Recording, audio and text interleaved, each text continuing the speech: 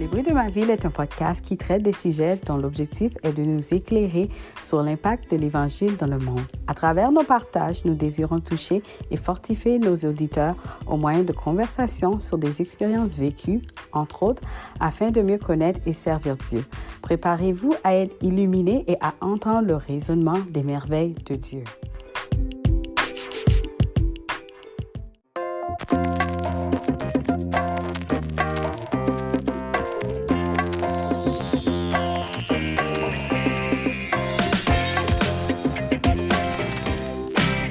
Allô à tous, merci d'être encore là avec moi.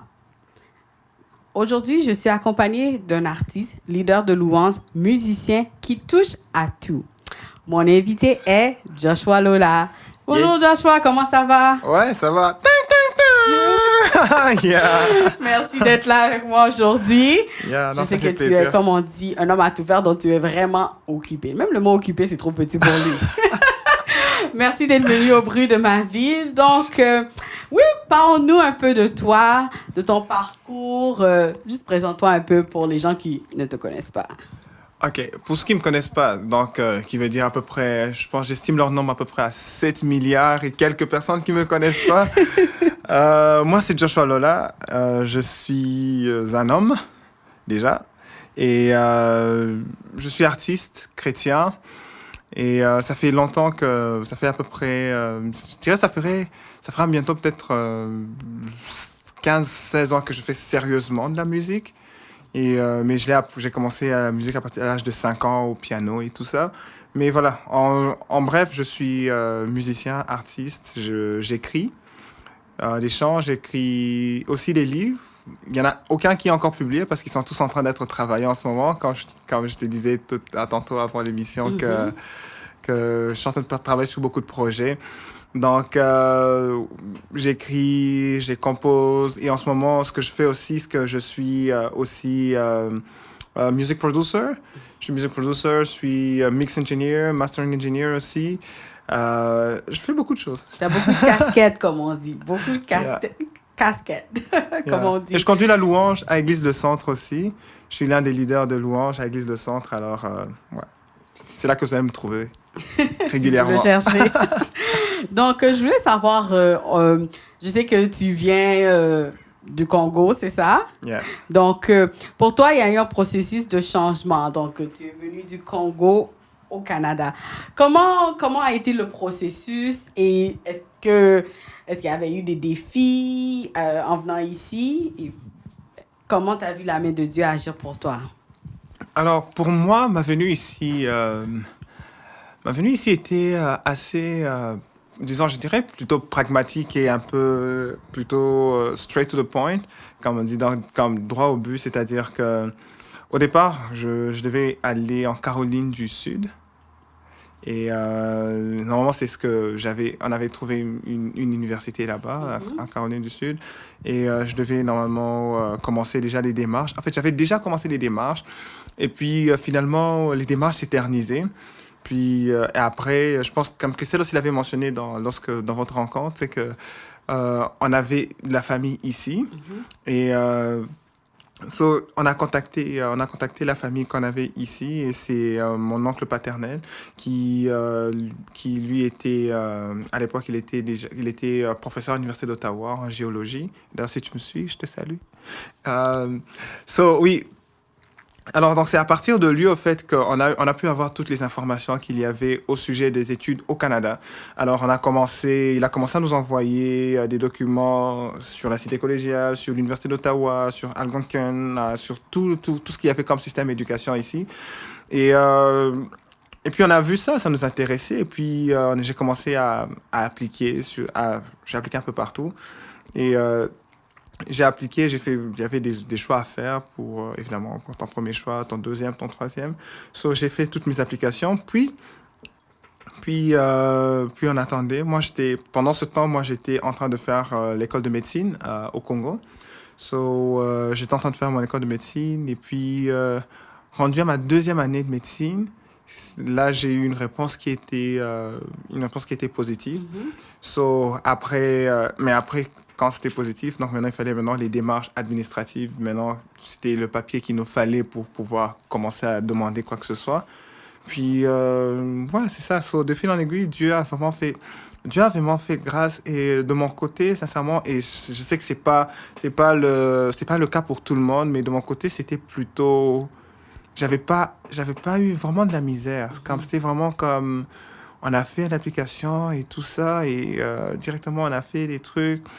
On a donné tout le document, on a réuni les documents, et puis ça, on a payé ce qu'il fallait payer, comme des visas, whatever. Puis ils ont eu le temps de processer la demande. Puis finalement, c'est ça. Et puis quelques temps après, ils ont pu ouvrir la porte. Dieu a ouvert la porte et on a vraiment vu la main de Dieu dans le sens vraiment que il nous avait, comme Dieu nous précédait à chaque fois. Il y a eu comme une accélération des choses. Ouais, c'est si ça. je peux dire ça. Il y avait une accélération et à chaque fois qu'on dit, tu vois, par exemple, quand on dit que ce processus-ci, ça peut te prendre je donne un exemple, comme entre 2 mois à 8 mois. À chaque fois, c'était toujours le minimum, en fait, tu vois. Parce que des fois, les gens, c'est le maximum. Oui, et plus même. Et plus, c'est Ouais. ça, et plus. So, à chaque fois, dans différentes étapes, moi, c'était souvent vraiment comme le minimum. C'est avec le temps qui disait comme, ouais. Donc, c'est ça, moi, je bénis le Seigneur. Et ça fait que je me suis retrouvé ici. Ici, c'est ça. Yeah. Mais pendant que tu étais au Congo, on va dire, à ton église locale, qu'est-ce que tu faisais? Est-ce que tu étais leader de louange aussi ou tu étais, on va dire, musicien? OK, à mon église locale, j'étais pianiste principal. Et le système là-bas est différent parce qu'on faisait de la louange quasiment tout le temps. Dans le sens que, je donne juste un exemple. Dimanche, c'est le service. On avait 2 services. On faisait la louange. Puis, lundi, je jouais au piano. J'accompagnais la jeunesse qui faisait leur réunion d'intercession de prière le lundi.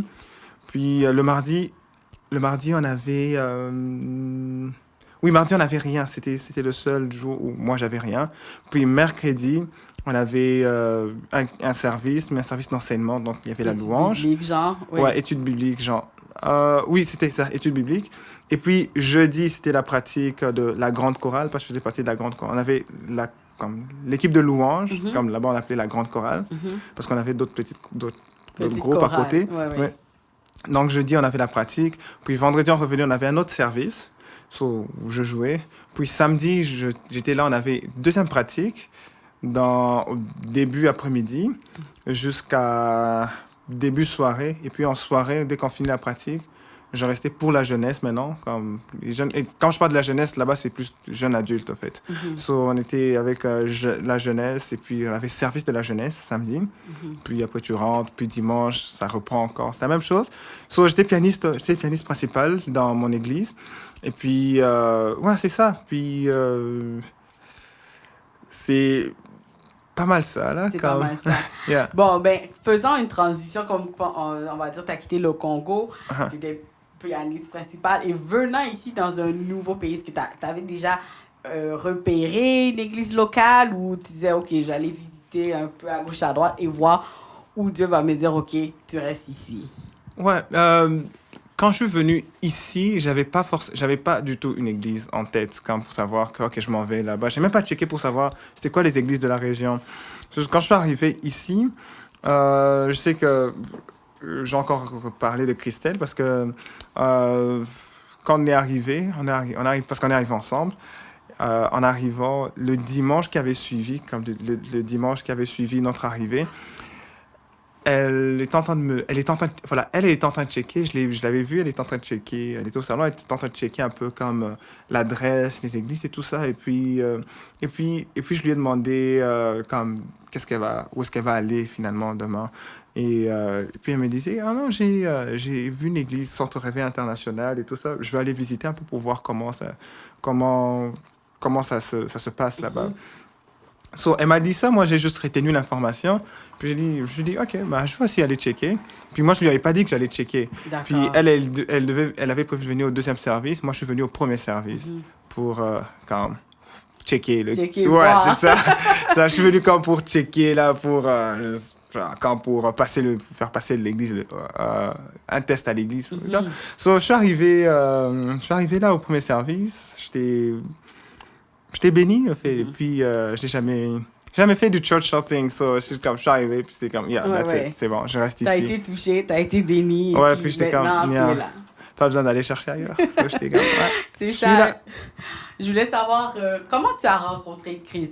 Je demande toujours cette question-là aux gens qui viennent au bruit de ma vie. Comment tu as rencontré Chris? C'est comme si tu rencontres quelqu'un, mais je sais qu'il y a des gens qui ont grandi dans des familles chrétiennes, donc c'était juste comme inculqué, mais ta vraie rencontre, genre, on va dire. Mhm.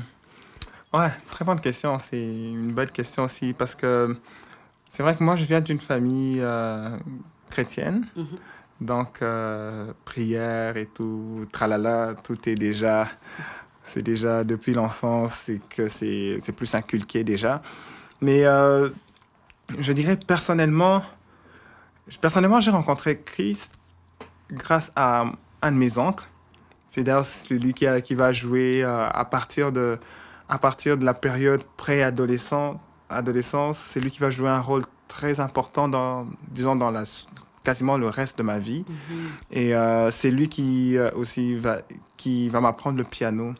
C'est lui c'est lui qui m'introduit au service. Mais le truc, ça a commencé que il avait quitté la région du pays où il était, et puis il était venu chez nous pour habiter avec nous parce qu'il commençait l'université. Donc, il commençait l'université et lui faisait, on appelle ça l'INA, Institut national des arts au pays. Et il a fait piano. Il a étudié le piano à l'université. So, en habitant avec lui, il a commencé à exciter en moi un désir qui était là depuis l'âge de 5 ans. C'est-à-dire, à l'âge de 5 ans, j'avais déjà... Je sais que c'est très relié à la musique, ma rencontre avec le Seigneur, sauf que je suis en train de faire le lien avec ça. C'est parce que à l'âge de 5 ans, vers 5-6 ans, mes parents achetaient... J'avais un petit piano qui s'allumait. Genre, les touches s'allumaient et ça t'apprenait à jouer certaines mélodies. C'était comme ça que je grandissais, j'avais ça. Et puis, après un moment, j'avais juste laissé tomber. Puis, quand mon oncle est arrivé, c'est lui qui était déjà... Il était déjà pianiste, même avant même d'aller à l'université, il était déjà pianiste. Un grand musicien, un grand compositeur aussi. C'est lui qui a réveillé ça en moi. J'ai commencé à m'intéresser à ça encore davantage. J'ai commencé à travailler avec lui. Et lorsqu'on travaillait, on travaillait ensemble et tout ça. Et en même temps, il profitait de ce temps-là pour pour mettre des fondations, c'est-à-dire les fondations de la vie chrétienne, pour t'inculquer. Ouais, c'est ça. Donc, c'est qu'il passait par la musique pour quand même investir en moi. Il a commencé, il me parlait. Et c'est ça. Puis un jour, c'est ça, j'ai juste reçu Jésus entre ses mains, puis ce que je dis, pas au travers de lui, je vais dire. Et ça, on a prié ensemble, et puis voilà, c'est comme ça que j'ai rencontré le Seigneur, et puis c'est là qu'une histoire a commencé jusqu'à aujourd'hui par la grâce de Dieu. Yeah. Mais comme on dit, Dieu, il peut utiliser n'importe qui pour nous... Parce que c'est lui qui nous choisit. Ouais, tu vois, c'est lui qui nous choisit. Donc, il peut prendre quelqu'un de notre famille, quelqu'un de notre quartier, n'importe qui pour nous choisir, tu sais. Donc, ça, c'est une bonne chose. Comme tu as dit, tu es leader de louange et, on va dire, artiste aussi. Yeah. Donc, comment tu as pu faire la transition? Donc, tu dis, au pays, tu jouais au piano, et maintenant, tu as fait des tracks, tu as fait des chants, et puis tu es un peu partout. Comment a été la transition? Est-ce que tu as dit, moi, je vais être artiste, ou de fil en aiguille, ça s'est fait? En réalité, c'est que j'ai vraiment pas fait de transition. C'était comme ces deux domaines en moi préexistaient, cohabitaient déjà ensemble.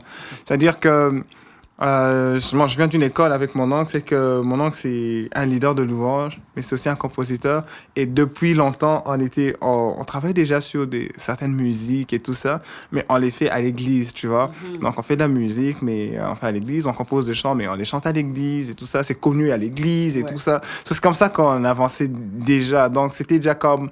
ça coexistait ensemble. Donc, j'ai pas vraiment fait de transition. Par exemple, la chose qui a changé plutôt, c'est que lorsque moi je suis arrivé ici, je conduisais pas, à moins que j'oublie, je conduisais pas de louange en public. Les seuls moments où moi je conduisais la louange, c'était C'était en famille lorsqu'on priait. On priait chaque soir en famille. J'avais sorti tout le temps mon piano. Je faisais 1 heure ou 2 heures de prière, dépendant. Et à chaque fois, j'avais mon piano et on faisait la louange. C'est là que moi, je conduisais ma louange. Et puis, c'est en venant ici, c'est ça que ça a pris une autre dimension. C'est que ça a quitté le côté familial, confort, et au côté plus public. Et c'est un peu ce qui a changé, je dirais. Est-ce que tu sens que Dieu t'avait parlé pour dire, OK, mais tu sais, je vais t'amener à une autre dimension, ou bien les choses se sont faites comme ça, comme, tu sais, on t'a demandé 1 fois, on t'a demandé 2 fois, on t'a demandé 3 fois, et puis là, après, c'était venu quelque chose de régulier? En réalité, je le savais déjà. Comme j'avais déjà comme parlé Confirmé. à moi-même personnellement et aussi à d'autres au travers de la bouche d'autres personnes. So, I kind of know it. Comme je savais déjà. Je savais pas quand est-ce que ça allait arriver ni comment ça allait se passer. Mais quand ça commençait à se passer, j'étais comme c'était ça en fait. C'est comme ok, d'accord. Et puis j'ai été dans ma vie, j'ai presque été presque même pas surpris au fait des choses qui arrivent. Je suis surpris par la forme que ça prend ou la dimension que ça prend, mais le fait que quelque chose arrive, des fois, c'est ça, le Seigneur. Est-ce que tu peux dire que tu as la foi, comme Dieu te parle ou quelqu'un a une parole pour toi et tu as la foi pour dire oui, là je le sais, tu as la conviction. Ouais, c'est ça, mais c'est ça, j'ai la conviction, mais ça, comme je pense pour tout le monde, c'est que on vit une relation avec le Seigneur et simplement dans cette relation, Dieu nous éclaire, il nous donne des directives et donc c'est ça, Dieu me parlait et il y a d'autres personnes venaient confirmer, mais ce que je peux dire c'est que j'ai vraiment pas eu des paroles venant d'autres personnes qui étaient nouvelles. À chaque fois que quelqu'un me disait quelque chose, je l'avais déjà reçu à chaque fois. Oh, wow. C'était juste des confirmations. Ouais, c'est ça. Ça venait juste confirmer. Ça me dit, OK, c'était pas mes pensées. Je te dis, non, c'était pas tes pensées. Ou, OK. Ouais, et c'est comme ça que, avec le Seigneur, par la grâce de Dieu, j'ai toujours fonctionné. Ouais, c'est pas mal ça. Tu continues comme ça. Donc, moi, j'ai une question pour toi, on va dire, en tant que leader de louange. Donc, qu'est-ce que les fidèles doivent faire avant de rentrer dans la présence de Dieu, on va dire, quand ça vient à la louange? Qu'est-ce qu'un fidèle doit faire? Déjà, ne jamais quitter la présence de Dieu. Pas de distraction. Ouais, c'est ça. Mais, ouais, c'est ça. C'est ça, la question. Comme, ma réponse, c'est comme ne jamais quitter la présence de Dieu parce que avec le concept, quand on parle d'entrer dans la présence de Dieu, justement, ça nous renvoie vraiment à cet exemple vraiment de l'Ancien Testament où le peuple devait aller comme si on voit dans les psaumes 120, c'est psaume 120 jusqu'à 127, je pense. Ce sont des psaumes de degrés. Et c'est les psaumes que le peuple chantait pour quand il se rendait à la montagne de Dieu, pour rencontrer Dieu. Et lorsqu'on dit entrer dans la présence de Dieu, aujourd'hui, c'est comme si on a encore cette image-là. Je pense que la meilleure chose pour que le peuple de Dieu puisse rentrer dans la présence de Dieu, c'est de jamais sortir. Donc, ils savent qu'ils sont conscients, qu'ils sont dans la présence de Dieu à n'importe quel moment. Ça veut dire que c'est plus facile pour quelqu'un de adorer et de louer le Seigneur si cette personne était déjà connectée. Et quand je dis déjà connectée, c'est vraiment comme lundi, la personne était déjà... Elle se réveille, elle est dans la présence de Dieu, elle est consciente de ça et elle est consciente de ça et du coup, mardi, c'est la même chose. Elle est consciente qu'elle est dans la présence de Dieu et elle parle au Seigneur et Dieu lui parle. Donc, elle quitte jamais la présence de Dieu. Et même cette façon de vivre simplement, ça va même régler beaucoup de nos problèmes qu'on a souvent dans la vie, dans le sens que on va aborder la vie avec une meilleure perspective, dans le sens que on est conscient que Dieu est là. C'est-à-dire qu'on est conscient qu'il est là, qu'il est avec nous, qu'il nous écoute, qu'il est là pour nous réconforter, peu importe. Et du coup, si on a déjà cette base-là, simplement, lorsque c'est un temps où on va comme se réunir ensemble pour louer le Seigneur, ça sera juste l'accumulation de toute la semaine. Et puis, on va juste simplement rentrer dans la présence de Dieu. Et quand je dis encore rentrer dans la présence de Dieu, vraiment comme se laisser emporter par la présence de Dieu. Et généralement, les gens, des fois, ça nous arrive d'être plus lourd et tout ça parce que on a le poids de la semaine, on a toutes ces choses, le poids de la vie et tout ça. Mais si à chaque jour, on vivait constamment dans cette présence-là, dimanche, lorsqu'on se retrouve, ou mardi, dans les groupes connexion, ou peu importe, quand on se retrouve, c'est juste, les choses deviennent beaucoup plus simples. On est tout de suite comme... On est directement connecté à la présence de Dieu. On est directement... Et c'est vraiment ça, en fait. C'est vraiment la clé, d'être constamment connecté. Et... mais ça, je l'ai dit aussi, ça c'est pour le peuple, mais je l'ai dit aussi même pour ceux qui font la louange avec moi aussi, et ceux que peut-être des fois Dieu m'envoie pour soit encadrer ou comme les orienter ou demander des conseils. Je dis comme, parfois ils me demandent aussi genre comment je fais pour savoir par exemple quel chant il faudrait chanter à un moment précis et tout ça. Et moi, tout ce que je leur ai dit, c'est, écoute, si tu as appris à entendre Dieu lundi lorsqu'il te dit prends la chaussette jaune et pas la chaussette rouge, then choisir un chant, ça sera encore plus facile parce que tu es familier à la direction de Dieu, tu vois. Comme c'est tout, moi je trouve que tout ça c'est juste comme ça, c'est une suite logique en fait. Donc si on veut rentrer dans la présence de Dieu, c'est qu'on doit y être tous les jours et jamais en sortir, c'est juste ça. C'est ça, exactement. Je voulais savoir en tant que leader de louange, je sais que tu pries, mais est-ce qu'il y a d'autres choses que tu fais pour te préparer? Parce que venir devant, on va dire, une assemblée de gens et mener une louange, c'est pas facile. C'est pas facile. Il y a, comme on dit, il y a des défis. Donc, que fais-tu? Et quand il y a des défis, que fais-tu? Il y a le bon côté, mais aussi des défis. Donc, si tu peux nous donner des exemples, ce serait bien. OK. Oui, donc... Yeah, ça me fait rire parce que c'est vrai, comme tu as dit, faire la louange, c'est pas facile. Et c'est Dieu qui soutient. Et, mais s'il y a des choses, une routine que je peux faire pour me préparer, en dehors, hormis de la prière et tout, ça serait déjà beaucoup écouter. Comme je suis quelqu'un qui écoute, comme je suis occupé, mais prends toujours le temps d'écouter. Beaucoup écouter. C'est-à-dire, quand je dis beaucoup écouter, c'est-à-dire écouter ce qui se passe, écouter ce que d'autres personnes qui ont été appelées par Dieu font. Donc, j'écoute ce qu'eux font, comment eux font leur louange, comment ils conduisent. Et le but dans ça, et même ça m'aide aussi même pour le côté de la production même musicale, c'est que ça fait sauter des barrières dans ma tête. Ça fait sauter des barrières dans le sens que quand j'entends quelqu'un, je vais donner par exemple... j'entends mon grand frère Jean-Jean, par exemple, je l'entends, j'écoute certaines de ses louanges, j'écoute comment il fait. Puis, tu vois, il fait quelque chose peut-être que moi, j'ai jamais peut-être pensé ou peut-être que j'ai été comme plus timide à faire. Et je le vois faire ça, puis j'ai dit... Et puis, dans ma tête, inconsciemment, sans que je le dise, c'est comme si quelque chose disait comme... Ah oui, on peut aussi faire ça. Oui, il y a comme un petit déclic. Ouais, c'est ça. On peut aller aussi loin.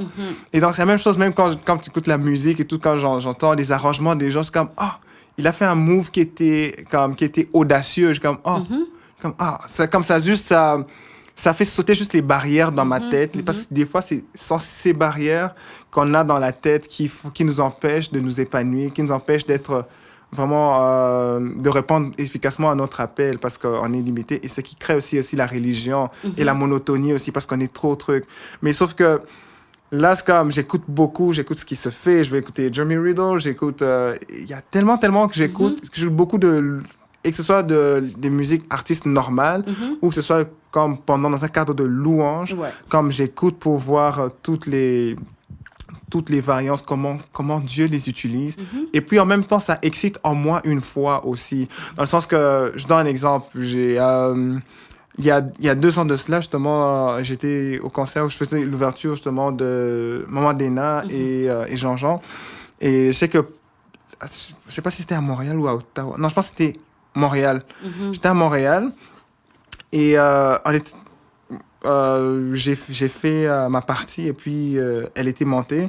Elle faisait sa chanson Saint-Esprit. À l'époque, ça venait de sortir, là, Ça venait de sortir. Elle faisait sa chanson, mais pendant qu'elle tentait de faire sa chanson, elle a switché de sa chanson en un temps prophétique, et puis elle a commencé à prier pour des gens et elle a commencé à faire des délivrances en ce moment-là, pendant le truc. Et puis, bon, je savais que c'est des choses qui sont possibles de faire. Oui. Mais juste comme tu le vois, je suis comme... c'est possible. C'est ça. Ça marche bien, ça se fait bien dans un cadre de louange. Oui.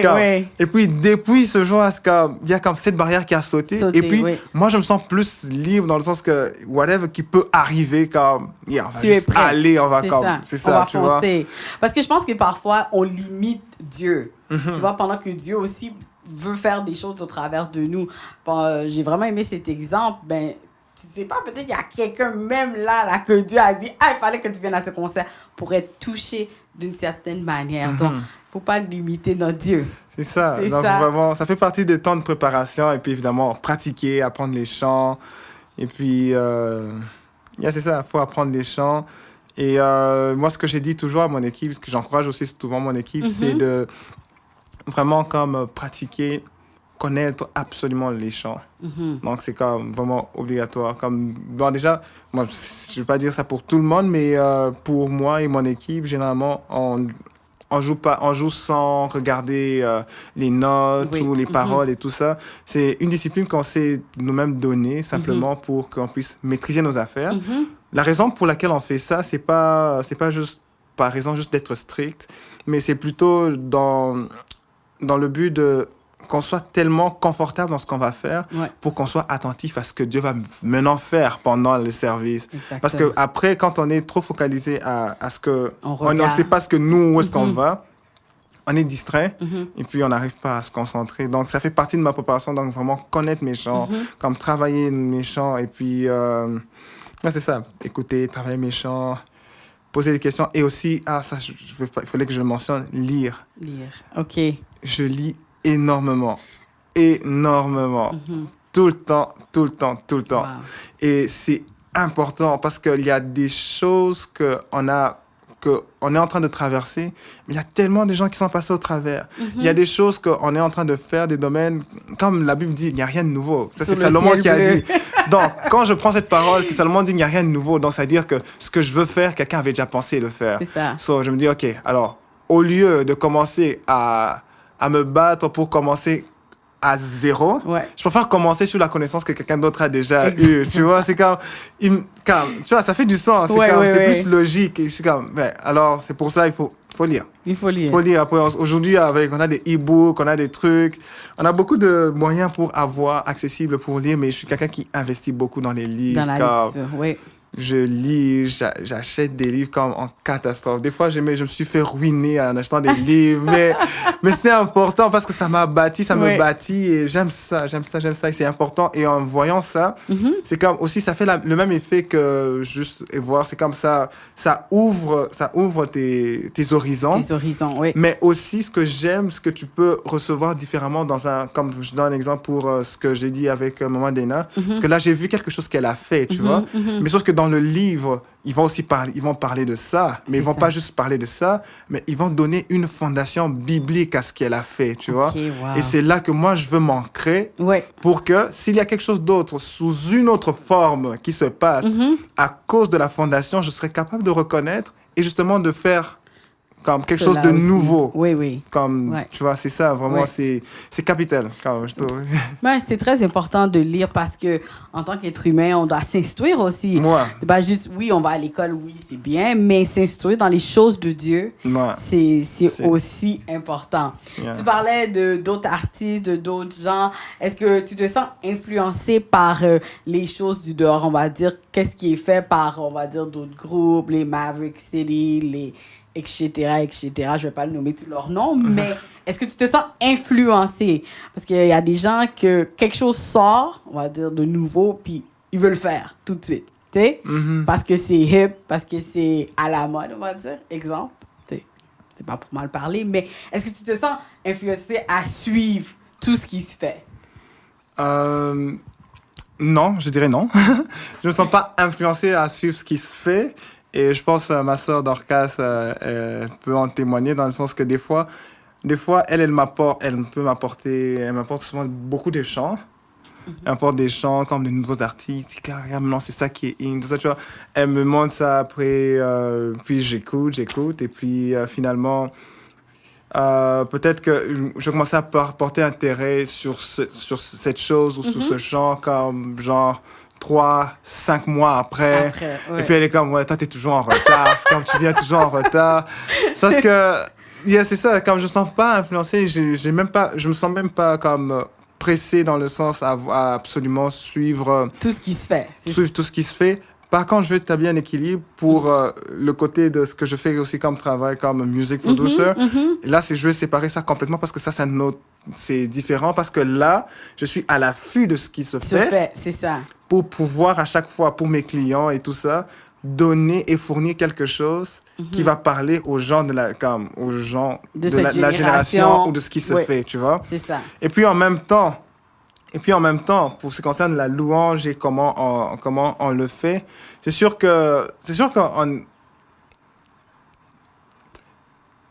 dirais plutôt que c'est sûr que il y a beaucoup de gens qui m'inspirent. Il y a beaucoup de gens qui m'inspirent, mais ils m'inspirent pas à les recopier. Ils m'inspirent à aller chercher la particularité que j'ai. Ils m'inspirent à... Ce sont des encouragements pour moi en voyant, par exemple, le genre de choses qu'ils peuvent faire qui vont me pousser à travailler plus. Je donne un exemple. Ouais. Il y a certains artistes qui font de la louange, et puis, mais eux, quand je les écoute, moi, le côté que je reçois le plus, c'est peut-être leur côté technique vocale, par exemple. Et ce genre de personnes, je vais apprendre, ça m'a poussé à plus creuser, à apprendre leur technique vocale et puis tout ça. Et d'autres, c'est moins leur profondeur. D'autres, c'est vraiment comme... Chaque artiste m'inspire de façon différente. Et j'essaie de prendre cette inspiration-là pour mon bénéfice et non pas pour simplement les recopier. Pour faire une nouvelle copie de... je sais pas moi. Faire une nouvelle copie de Jean-Jean, par exemple. Non. Il est déjà là. J'ai pas besoin de faire un deuxième Jean-Jean. Il est déjà là. C'est ça. Mais je préfère faire un Joshua avec les fondations qu'a Jean-Jean, par exemple. Tu vois? Ça fera quelque chose de différent. Mais la source reste la même. Et anyway. Ça m'inspire plus à avancer qu'à recopier. À recopier, c'est ça. Non, c'était une question que je voulais poser parce que je sais qu'on est tous influencés par ce qui se fait, soit sur les réseaux et tout, la musique. Donc, je voulais juste savoir de mon côté, est-ce que ça t'influence? Donc, je suis vraiment contente de ta réponse. Et puis, je voulais savoir comment est-ce que la louange a pu t'aider pendant ces dernières années, on va dire ces derniers 3, 4, 5 ans, depuis que tu es venu ici au Canada? La louange m'a aidé. Je dirais la vie de louange m'a aidé quasiment à tout faire. Ça m'a aidé à me soutenir, simplement. Déjà, ça m'a aidé à garder le cap dans ma marche avec Dieu. Mais non seulement ça, cette vie de louange m'a aidé aussi à connaître davantage le Seigneur. Parce que, et j'insiste là-dessus parce que il n'y a absolument rien que l'on puisse faire sans avoir une réelle connaissance de Dieu. Et lorsqu'on le loue, lorsque je le loue, lorsque j'ai commencé à le louer, je me suis rapproché de lui, mais rapproché de façon intime à lui. C'est-à-dire que je commençais à comprendre qui il est, commencer à connaître qui il est. Il y a des fois des choses que je peux savoir sur toi quand cela, mais jusqu'au moment où on commence à se voir, à se fréquenter tout le temps, il y a des choses que tu n'as pas besoin de me dire que moi je veux savoir que quand cela est comme ça. Et c'est ça que ça m'a aidé aussi. Il y a des choses que... Il y a même des choses que je ne peux même pas prouver avec la Bible. Sûrement, si je fais des recherches, je vais le prouver, sûrement. Mais il y a des choses que j'ai découvertes sur Dieu avant que je les ai lus dans la Bible, tu vois. Et ça, c'est la proximité qu'a créé la louange. Parce que Dieu dit qu'il habite au milieu, il siège au milieu de la louange de son peuple. So, ça m'a vraiment appris à me rapprocher de Dieu. Et au courant de ces années, au courant de ces dernières années, surtout avec le Covid aussi. Là, Oui, qui s'est passé, oui. Ouais, ça a mélangé la vie de beaucoup de gens. Là. Toutes nos vies, en fait. Toutes c'est nos ça, vies toutes ont nos changé. vies. Pas beaucoup de gens, je pense que c'est tout le monde là. À l'échelle planétaire. 7 milliards de ça, c'est personnes. À l'échelle planétaire, là. So, oui, donc c'est ça quand même... la vie de louange m'a aidé justement à tenir, comme. Ça a aidé à tenir, ça a aidé à supporter. Ça te donne une meilleure résilience. Ça te donne une meilleure... Comme un côté, je dirais, côté chill. Vraiment un côté chill. Et je sais que des fois, c'est souvent quelque chose que souvent les gens disent souvent de moi, de sens que je suis pas très stressé des fois. Comme je suis quelqu'un d'assez calme et tout ça. Ouais. Mais c'est ça, c'est comme moi, je dirais, comme tous les crédits vont justement à la présence de Dieu, dans le sens que juste être là avec lui, c'est juste... ça chill out, c'est tout, c'est grave. Ça te rend pas insoucieux de ce qui se passe autour, mais ça te rend juste plus... tu abordes les choses avec une plus grande sérénité. Là. C'est ça. Parce que tu sais qu'il y a quelqu'un qui te tient dans sa main. Ouais, c'est ça. Tu sais, il y a quelqu'un qui te tient dans sa main.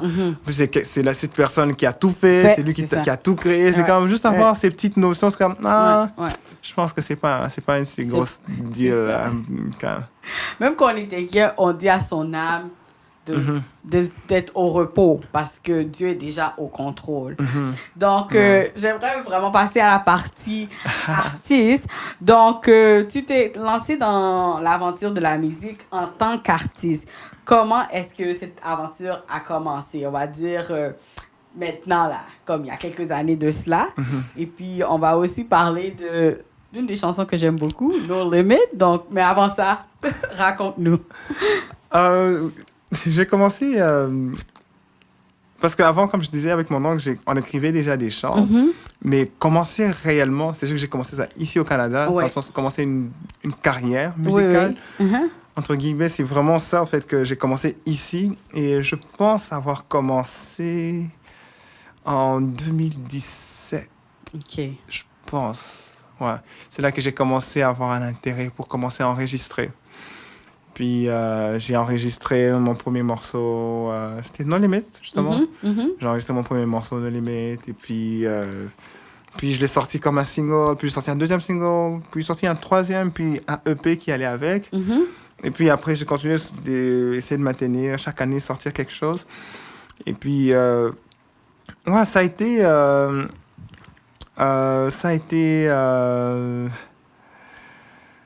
assez... un défi un peu, je dirais, dans le sens que là, tu sais, je suis pas vraiment quelqu'un qui aime se faire voir, tu vois. Et puis surtout quand on parle de louange, quand je suis encore plus leader de louange et quand l'essence même de la louange, c'est vraiment être effacé pour que Dieu paraisse. Mais tu vois, comme maintenant, à force d'avoir été trop enseigné de cette façon-là, c'est ce qui est très bien d'ailleurs, c'est ça.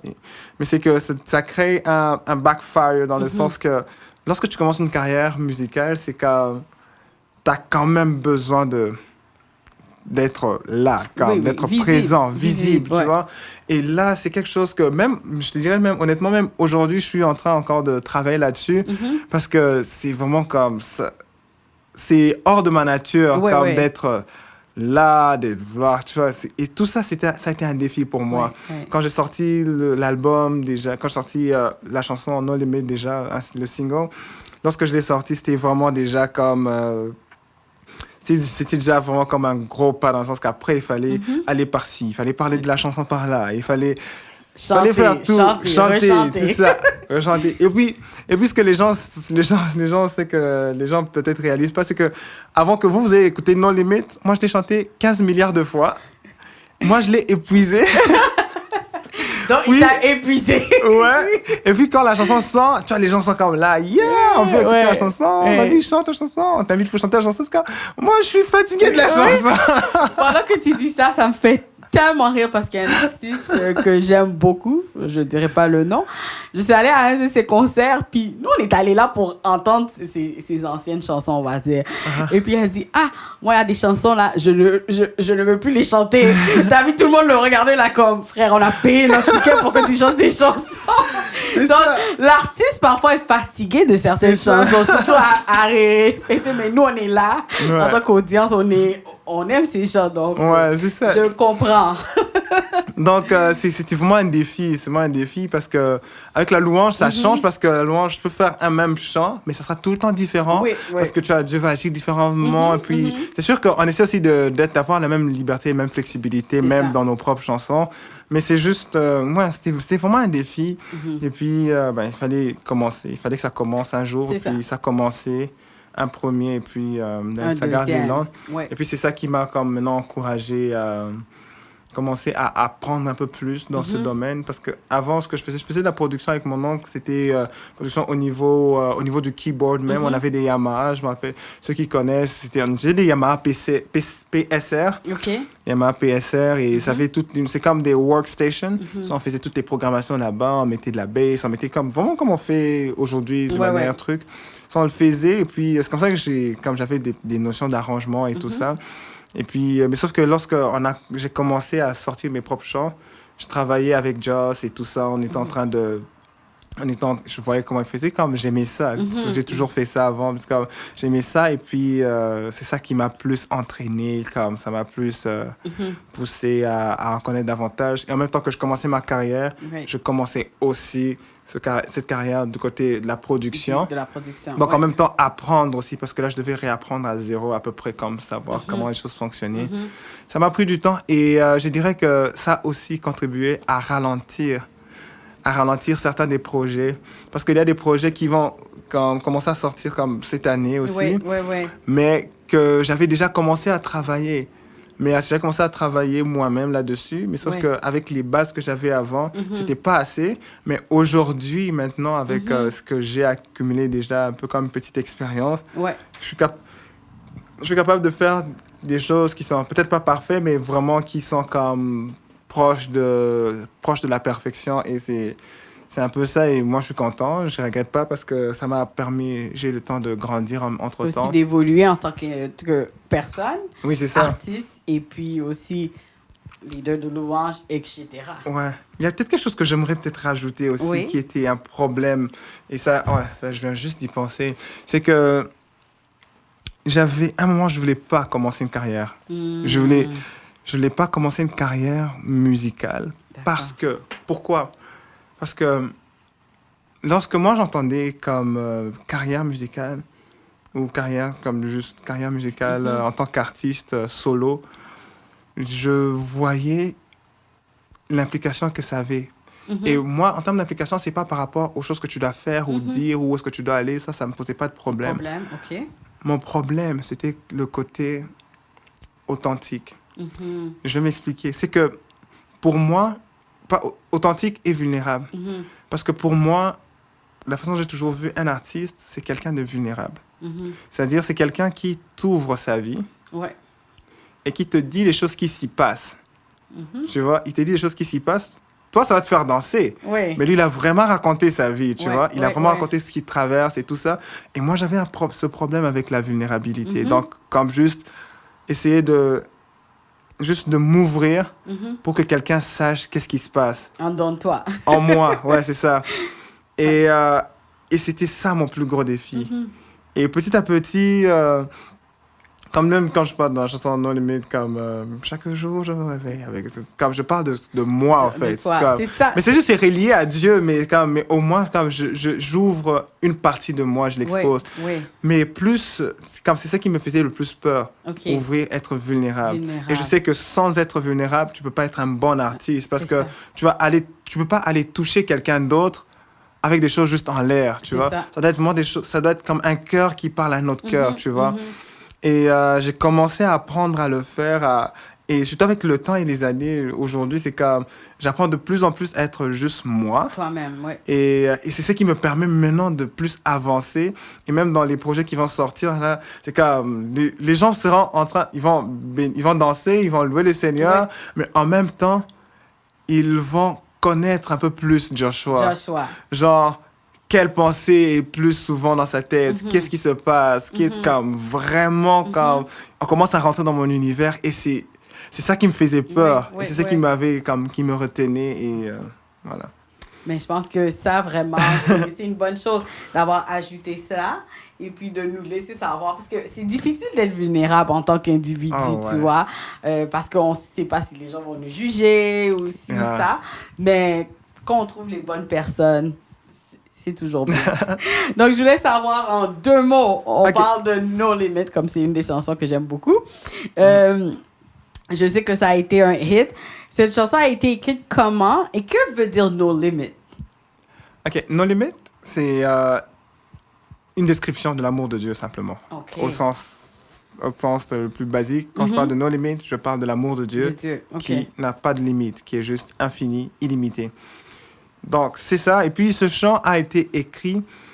je l'ai écrit... c'était en 2016... Fin 2016. J'ai commencé à écrire. Et au départ, j'avais juste le refrain.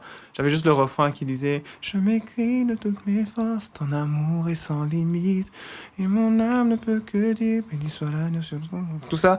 Et je commençais... C'était ça, parce que je voulais parler de l'amour de Dieu qui a été illimité, que moi, j'ai vu dans ma vie. Et la façon que cet amour, à chaque fois, elle était là. Cet amour, un amour, ouais. Je pense que cet amour était là pour me soutenir. Cet amour était là pour me fortifier. Cet amour était là pour me consoler. Cet amour était là pour m'encourager. L'amour de Dieu fait tout ça. L'amour de Dieu, et c'est vraiment comme... c'est comme une maman à tout faire. Là. Ça t'instruit. L'amour de Dieu peut t'instruire. L'amour de Dieu te guide. L'amour de Dieu, quand vraiment, ça fait tout. Et c'est en réalisant cela que j'ai commencé à écrire justement le refrain et commencer à être saisi simplement par l'amour de Dieu.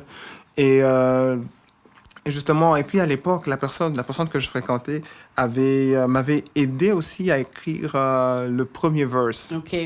M'avait aidé à écrire le premier verse. Moi, j'avais une idée, une ébauche à peu près de ce que, OK, c'est ça. Parce que j'écris ma pensée, j'écris mon cœur, j'écris. Et puis maintenant, il fallait mettre tout pour que ça fasse du sens. Et puis c'était ça, j'avais juste le premier verse et le refrain, c'est tout. J'avais juste ça. Puis je suis allé au studio pour l'enregistrer. Je suis allé au studio pour l'enregistrer. Et quand on a fini d'enregistrer les 2 parties, on a fait aussi la section où il y avait cette modulation en fait. Et puis, Joss me dit, bro, il manque ton deuxième verse. Puis on avait session le jour suivant. Il a dit, OK, on se voit demain à 10h. Là, c'était quand on était presque rendu comme 2h du matin. Puis il me dit, OK, il faut un deuxième verse. Et, il faut un deuxième verse. Peut-être pas un bridge, mais il faut un deuxième verse. Là. Il dit, OK. So, je suis rentré là, comme à 2h, là, je suis rentré chez moi. Et puis j'ai commencé, tac, tac, tac, tac, tac, tac, tac. J'ai écrit le deuxième verse. Et puis j'ai commencé à le chanter, à l'apprendre. Et puis, j'ai écrit le bridge aussi. En même temps, il m'a aimé encore. Bref, j'ai écrit ça. Et puis, je suis revenu à 10h du matin. On était là, paf. On a commencé à travailler. Et puis, tout était juste rentré en place. Tac, tac, tac, tac, tac, paf. Et c'était fini. C'était ça. Et puis là, c'était proche de la date de sortie en plus, cette dernière modification. OK. Donc, tu avais déjà une date en tête quand ça allait sortir. Ouais, je savais la période où ça allait sortir. OK. Donc, c'est à peu près ça, la petite histoire. De No Limit. Après ça, tu as travaillé aussi sur un album de soaking music intitulé Fullness. Comment est venue cette idée et pourquoi du soaking music? Le soaking music, c'est parce que j'ai aussi d'autres albums soaking music qui vont sortir. Mais c'est les albums que je trouve les plus naturels pour moi à sortir. Et c'est des albums en fait qui viennent C'est juste mes moments d'intimité, au fait, que je passe avec le Seigneur. Et par exemple, comme Soaking Fullness, bon, je vais peut-être pas tout dire, mais Fullness, par exemple, je sais que je l'ai enregistré ici sur le stage à l'église. OK. Mais des fois, par routine, moi, ce que je fais, c'est que je viens passer un temps ici pour prier, simplement. Et généralement, comme tous ces sockings, il y a généralement moi qui prie en jouant, en fait. Dans mon temps, je suis en train de prier, je suis en train de louer le Seigneur, je suis en train de prier, mais j'enregistre mon piano simplement. Tout est enregistré. Puis quand je finis, je dis, ah, ok, tiens, je pense cette section. Oui. Je les ship, ça va dans... Je le mixe un tout petit peu. Il n'y a pas grand-chose à faire non plus. Je le mixe un tout petit peu, puis ça fait des albums. Puis il y a un autre, là, par exemple, il y a un gros format aussi qui va sortir. Bientôt, C'est des sections de 10 minutes de piano. OK. J'en ai à peu près... Je dois en avoir ce qui ont été enregistrés, peut-être 18, là. 18 sections. Et ça, par exemple, j'ai fait ça avec Pasteur Mathieu. Et c'est que lui, il voulait enregistrer ses podcasts. OK. Il enregistrait ses podcasts, il m'avait demandé de l'accompagner au piano. OK. So, moi, j'ai préparé mes trucs. OK. Et puis, il l'a enregistré. Puis moi, je jouais du piano live avec lui. OK. Puis, pour ce truc-là, c'est juste sans sa voix, c'est juste mon piano, par exemple, tu vois. OK. Et donc, il y a toutes ces occasions, même quand je suis seul, des fois. Et puis, pourquoi je disais ça c'est plus naturel, c'est parce que j'ai souvent beaucoup de mélodies dans ma tête qui circulent et tout ça. Et je les enregistre. Et tout ce que je fais, juste comme je mets. Puis, je commence à jouer. Et je m'inspire premièrement de ce que je reçois dans mon cœur. Mais aussi, ce que j'aime aussi, c'est que je suis quelqu'un qui faudrait comme... J'aime ça... Je dirais pas... J'aime ça tout le temps ressentir quelque chose, mais il doit avoir un trigger, comme un déclencheur. OK, ouais, comme un déclic, genre. Ouais, un déclencheur. Et je sais que dépendant des personnes, on a chacun comme des déclencheurs, même d'onction aussi. Comme quelqu'un va ressentir plus l'onction quand il y a telle chose qui se passe ou il entend tel truc. Ouais. Et moi, généralement aussi, c'est que quand j'entends juste parler de Dieu simplement. Et des fois j'enregistre même chez moi à la maison des Soaking, juste, je prends un message, n'importe qui, ça peut vraiment n'importe qui, un TDJX ou n'importe qui de populaire, mais quelque chose que je sens comme il y a quelque chose qui se passe, comme je sens dans l'air quelque chose qui se passe. Ce genre de choses, c'est des gros triggers pour moi. Okay. Parce que j'ai grandi en accompagnant des messages. Okay. C'est comme ça que j'ai grandi. Okay. Genre, on m'a invité, il y a des prédicateurs, comme dans ma ville surtout, avant que je vienne ici, j'allais dans des conférences où des prédicateurs me demandaient juste pour venir les accompagner pendant qu'ils prêchaient. Soit parce que, en même temps, eux, ils ressentaient quelque chose qui les poussait, mais en même temps, c'est que eux disaient, moi, ça me venait me faire... ça trigger, ça m'inspirait, en fait, voilà. Dès que quelqu'un relâche des paroles qui viennent de la part du Saint-Esprit, c'est comme ça vient comme déclencher quelque chose et ça m'inspire directement. Et c'est ce genre de choses, au fait. Et c'est comme ça que je fais des trucs Soaking. C'est que je vais mettre quelque chose, j'écoute un message. Il y a quelque chose. And then, la créativité est libérée. And then, libérée en toi. Yeah, c'est des techniques de triche pour moi. Hey, tu le dis à personne. Non, je le dis pas à personne. Triche, là, c'est vraiment... Vous avez entendu, mais ne le dites à personne. Ouais, c'est ça. S'il vous plaît, ne le partagez pas, là, surtout pas. Donc, je sais qu'en 2021, tu as sorti un autre single qui s'appelle Ding avec 2 artistes locaux, une anglophone, une francophone. Peux-tu nous parler de cette connexion et du fait d'avoir 2 langues dans cette chanson, on va dire, parce qu'on habite au Canada, les 2 langues, le français et l'anglais. Mais comment s'est fait cette connexion, surtout avec ces 2 artistes, une qui est Daphne Richard et Sabaya? Déjà, c'est des personnes extraordinaires, des artistes, des vraiment très grands artistes aussi dans la ville d'Ottawa. Et c'est des gens qui m'ont vraiment béni. Et en même temps, juste pour la petite historique, du côté de Sabaya, j'ai aussi beaucoup bénéficié. C'est une amie à moi. Et mais en même temps, elle m'a aussi donné des cours de chant. D'accord. Tu vois?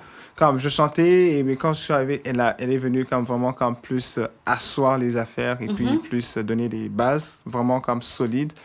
Et et puis pour Daphne Richardson, elle, on s'est plus connecté vraiment côté louange, genre. OK.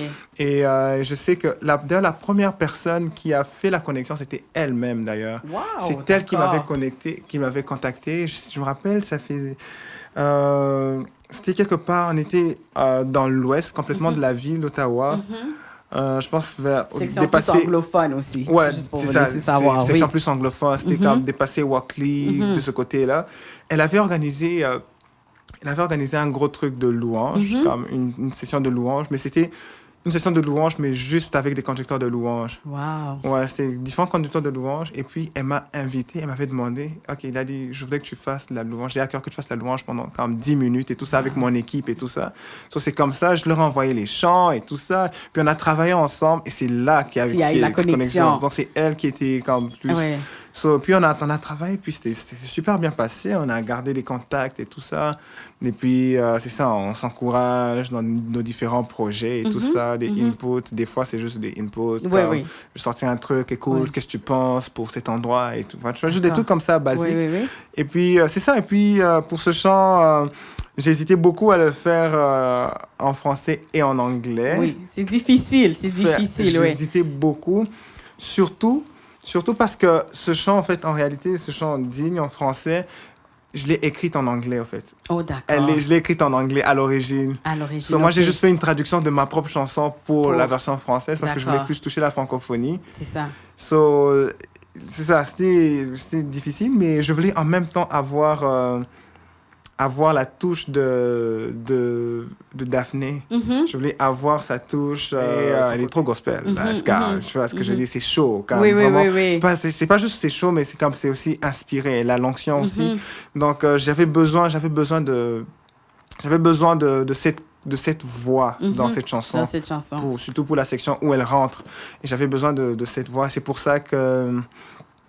pour ça, justement, que je l'ai contactée. Et puis, elle était très excitée à l'idée de faire participer. une collaboration, oui. Ouais, et puis, la même chose avec Sabaya. Et puis, c'est ça. Et puis, ça a été enregistré, actually, ici, dans ce bureau ici. Wow! C'est ici que ça a été fait. Ici où je suis? Ouais, c'est ça. C'est fait dans mon bureau ici. Et puis, j'ai continué de travailler chez moi à la maison sur le reste et tout ça. C'est ça. Mais j'ai trouvé qu'est-ce que tu as dit, qu'est-ce qu'elle a mis sur pied de faire comme une soirée de louange avec tous les conducteurs de louange. Franchement, il y a des choses qui amènent, on va dire, une autre huile du ciel. Quand toutes ces personnes-là sont rassemblées pour, on va dire, s'entraider, être ensemble, louer Dieu ensemble, c'est des choses. C'est vrai. Et puis, tu sais quoi, je te donner un petit secret, c'était la louange la plus facile à conduire de toute ma vie. Parce que là, tu es avec des conducteurs de louange. C'est-à-dire que les gars, ils sont encore... Tu commences quelque chose, ils sont déjà dedans. Je suis comme, oh my goodness, j'aimerais avoir cette crowd tout le temps.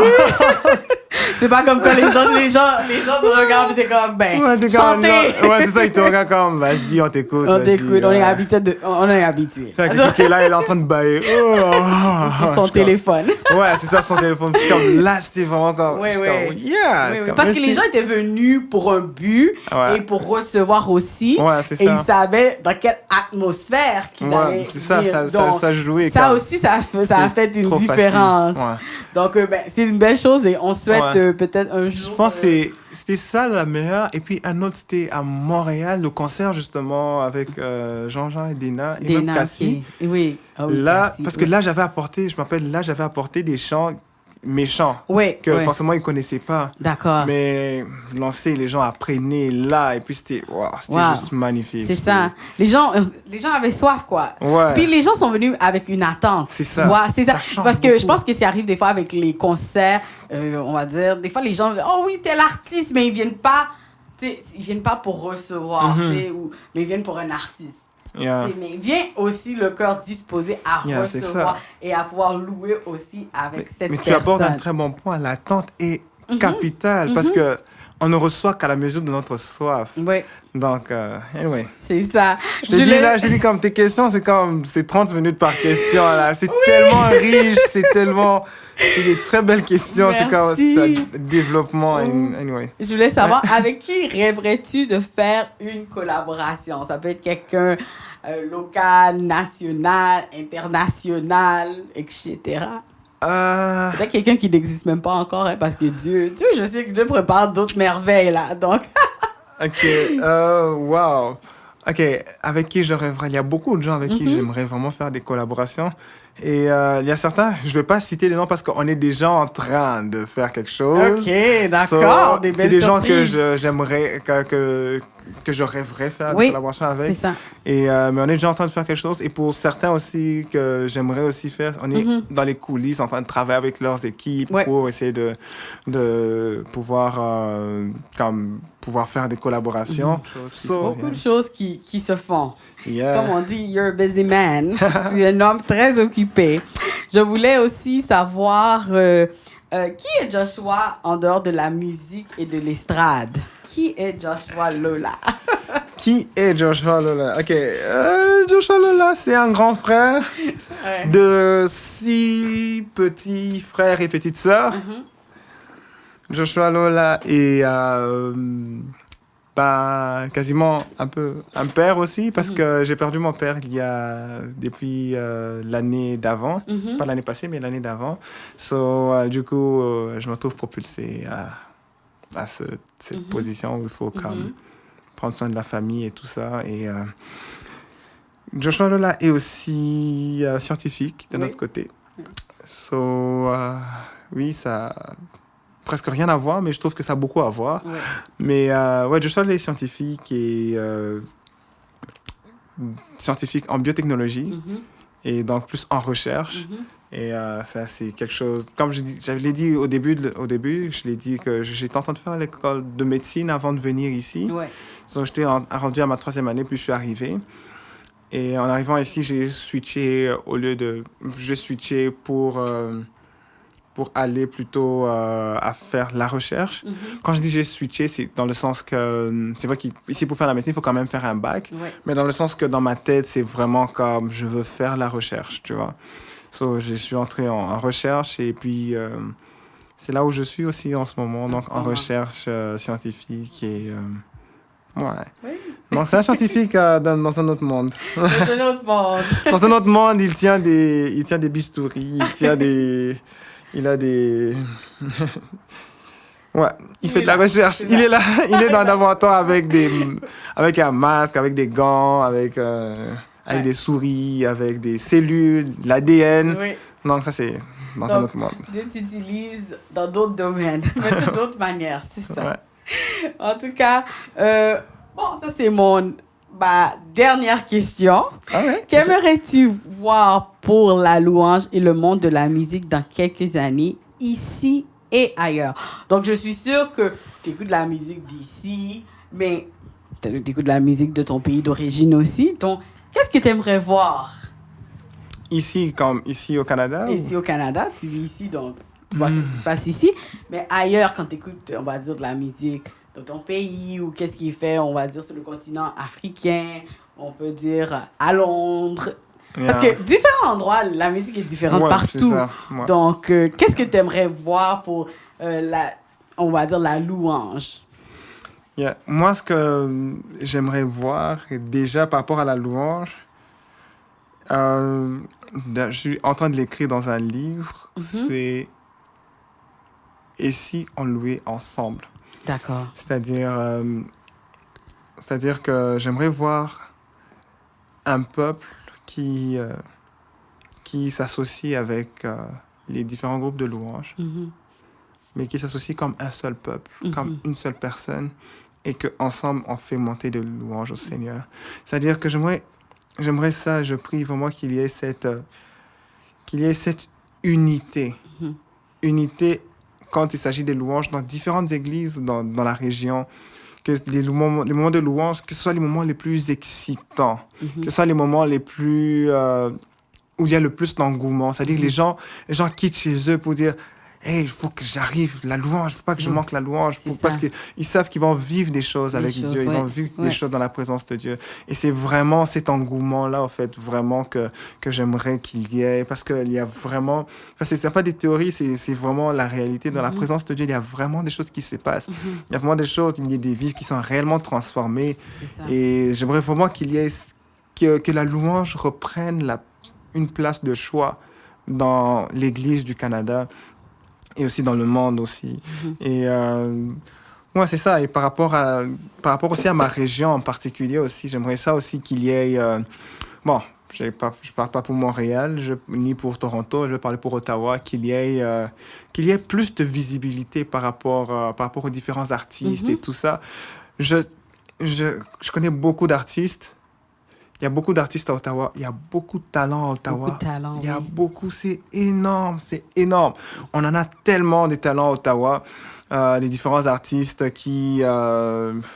des genres tellement différents. Mais il y a pas cette visibilité. Et il n'y a pas cette visibilité comme disons que la visibilité ne rend pas justice au talent qu'on a. C'est ça. Il y a un artiste, je sais qu'il y a un artiste qui dit... Ah oui, il y a un artiste qui dit, ça c'est un coach, je pense que ça c'est Singila en 2006. Il a dit, le succès n'est pas proportionnel au talent. Et je trouve ça intéressant parce que c'est réel, en fait. C'est un vrai concept. Et quand je regarde à Ottawa, ici, où ce qu'on est, c'est comme... Il y a tellement, genre, côtoie, c'est des gens exceptionnels qu'on a. Mais ils sont peut-être pas connus, mais ça n'enlève en rien la valeur de ce qu'ils ont, de ce qu'ils font et tout ça. Donc, mon souhait, ça serait vraiment que, aussi par rapport à la musique, juste pour nous à Ottawa, qu'il y ait plus de visibilité, que l'on soit plus présent sur la scène, que l'on soit unis aussi en même temps. Parce qu'il y a tellement, il faudrait vraiment qu'on soit unis ensemble, que l'on se supporte, que l'on s'encourage, que l'on avance ensemble. Qu'on avance ensemble. Yeah. Merci de finir sur cette bonne note. Et je sais que tu as un petit teaser pour nous. Comme je vous ai dit, Joshua, c'est un artiste. C'est un artiste, quoi. Donc, il va nous jouer un chant, nous faire un chant. Et puis, c'est ça. À toi, Joshua. Ok, je la fais pas au complet parce qu'elle va sortir bientôt. Elle s'appelle Mon Essentiel, la chanson. Attends, je vais prendre mon petit piano dans mon téléphone ici. Ok. Bon, moi, j'ai aucune idée si vous entendez bien là ou pas, mais...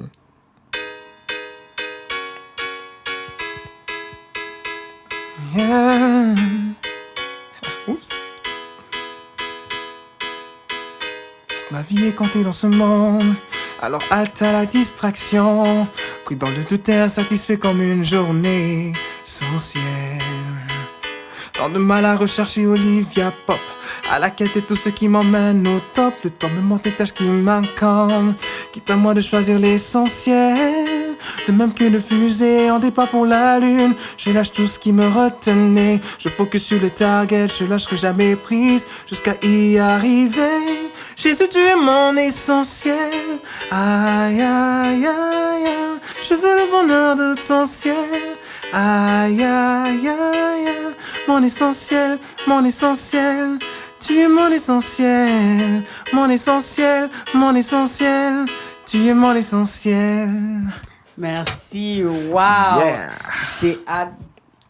J'ai vraiment hâte. Yeah, ça bouge, Ça bouge. Moi, j'aime beaucoup danser. Donc, préparez, sortez vos barbecues, on va célébrer, là. C'est ça. Joshua, je voulais savoir, est-ce que tu as un dernier mot pour nos auditeurs? Peut-être un mot d'encouragement? Oh, un mot d'encouragement, c'est vraiment que... Après ces 2 années qu'on vient de traverser, avec ce temps qui était quand même pas mal difficile pour nous tous, et je veux vraiment encourager chacun en disant que ne baissons pas les bras. Ne baissons pas les bras parce que Dieu est là. Dieu n'a jamais été aussi présent pour ses enfants qu'en cette période ici. Dans ce temps où on se sent plus découragé, qu'on se sent plus fatigué. C'est ce genre de moment en fait que Dieu nous montre vraiment qu'il est là. Je veux vraiment encourager quelqu'un. Sache que Dieu est là, il est avec toi. Sache que Dieu ne t'a pas abandonné, il ne t'a pas oublié. Et aussi, n'oublie pas, reviens dans sa présence. On est là dans sa présence. On quitte pas sa présence. On reste attaché, accroché à sa présence. On écoute la louange. On danse avec nos frères et sœurs. On transmet la joie autour de nous. On transmet la bonne humeur autour de nous. Et si jamais il y a cette petite voix qui veut venir vous décourager, n'oubliez pas, halte à la distraction. Amen. Focalisez sur Christ. Vraiment, l'essentiel, vraiment, gardons les yeux focalisés sur Christ. On sait que le Seigneur revient aussi pour nous. Alors, restons focalisés sur lui et ne nous laissons pas distraire par ce qui nous se passe autour de nous. Merci Joshua encore une fois. Yeah. Oh my God, j'ai vraiment aimé Merci beaucoup, nos échanges. Tu m'as vraiment fait rire aussi. En tout cas, merci encore d'être passé au bruit de ma vie. Tu es, comme on dit, le bienvenu. C'est chez toi. En tout cas, merci à vous tous et à la prochaine. À la prochaine, merci à vous. Bye.